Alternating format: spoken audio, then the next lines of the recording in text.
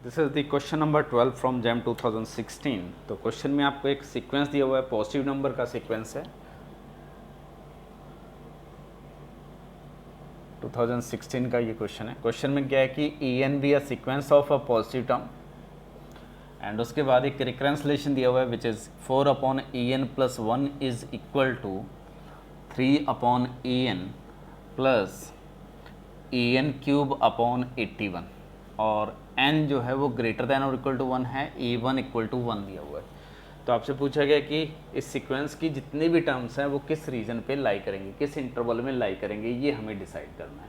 ठीक है, तो यहाँ से मैं सबसे पहले 4 अपॉन ई एन प्लस 1, ये क्या आ जाएगा आपके पास, this is 81 into E n और 243 plus E n to the power 4। तो ये आपके पास सीक्वेंस की यहाँ से ई एन प्लस 1 फाइंड कर लेते हैं, दैट इज़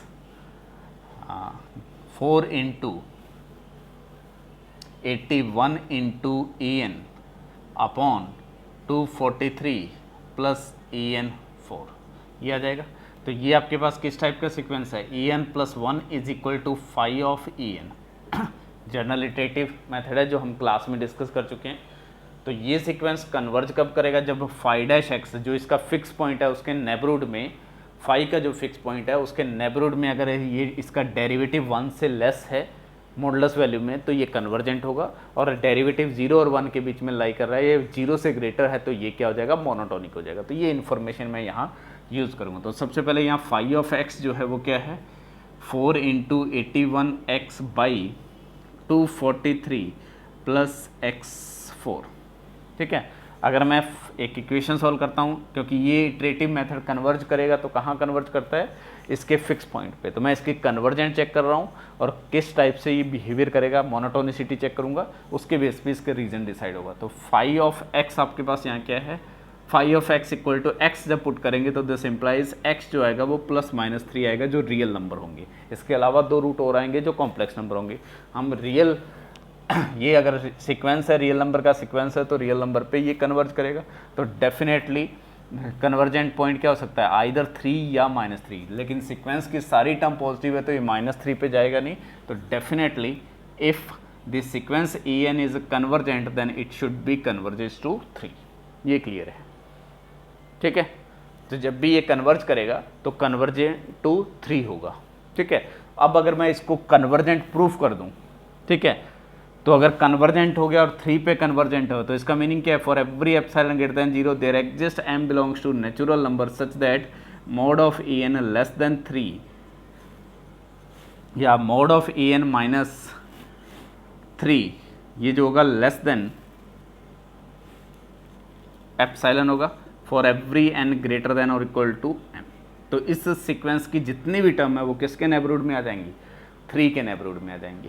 ठीक है, यहाँ से क्या लिख सकते हैं हम, ई एन कहाँ बिलोंग करेगा, 3 minus epsilon to 3 plus epsilon for every N greater than और इक्वल टू एम। तो इस सीक्वेंस की जितनी भी टर्म है वो 3 के नेबरहुड में आएगी। तो अगर मैं ये प्रूफ कर देता हूँ कि ये कन्वर्जेंट है तो कहाँ कन्वर्ज करेगा, डेफिनेटली 3 पे कन्वर्ज करेगा। और अगर 3 पे कन्वर्ज कर गया तो सारी टर्म किसके नेबरहुड में आएगी, 3 के नेबरहुड में आएगी। तो उस लॉजिक से जो आपका ए, बी और सी ऑप्शन है ये डिस्कार्ड हो जाएंगे, तो डी ऑप्शन प्रूफ हो जाएगा। क्योंकि फर्स्ट टर्म 1 दी हुई है तो 1 से लेस टर्म जाएंगी नहीं, क्योंकि मोनोटोनिसिटी जैसे ही प्रूफ करेंगे तो वहाँ से क्लियर हो जाएगा।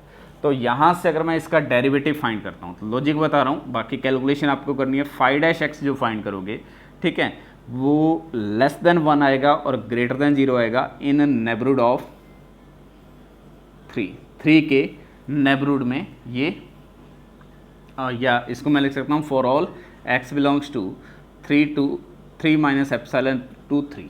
इस रीजन पे ये हमेशा इस रीजन आएगा। और जब भी डेरिवेटिव लेस देन 1 होता है और ग्रेटर देन 0 होता है तो यहाँ से क्या कंक्लूजन आता है, this sequence E N is a convergent.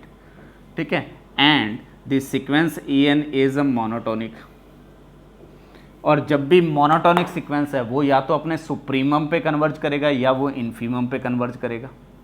ठीक है, मोनोटोनिक सीक्वेंस है तो वो या तो सुप्रीमम पे कन्वर्ज करेगा या इन्फीमम पे कन्वर्ज करेगा। यहाँ से ये फिक्स हो गया कि इसका फिक्स पॉइंट क्या आ रहा है, 3 आ रहा है, तो कन्वर्ज कहाँ करना चाहिए, 3 पे। मोनोटोनिक है और इनिशियल वैल्यू 1 है तो 1 से स्टार्ट करना है, 3 की तरफ जाना है, तो गारंटी है कि ये मोनोटोनिकली इंक्रीजिंग होगा। तो इनिशियल वैल्यू 1 है और 3 पे कन्वर्ज करना है, तो डेफिनेटली इनिशियल वैल्यू क्या है 1, तो रिमेनिंग वो वैल्यूज़ क्या होंगी, ग्रेटर देन 1 होंगी। तो यानी कि ई एन जो बिलोंग करेगा डेफिनेटली 1 से 3 के इन बिटवीन बिलोंग करेगा और 3 शुड बी सुप्रीमो वैल्यू। तो यहाँ से आपका डी ऑप्शन प्रूफ हो गया, रिमेनिंग सारे डिस्कार्ड हो जाएंगे। आई थिंक क्लियर है ये लॉजिक। जस्ट आप फाइव डैश एक्स फाइंड कर लेना और ये आप वेरीफाई कर सकते हो कि इस रीजन पे इससे लेस होगा। और ये जनरल इटरेटिव स्कीम कन्वर्जेंट कब करती है, जब डेरिवेटिव का मॉडुलस वैल्यू 1 से लेस हो और डेरिवेटिव अगर 0 से ग्रेटर हो तो ये सीक्वेंस मोनोटोनिक होता है। अब इंक्रीजिंग डिक्रीजिंग डिपेंड करेगा कि कैसी टर्म दी हुई है, इस केस में ये सीक्वेंस इंक्रीजिंग आएगा। आई थिंक क्लियर है ये क्वेश्चन।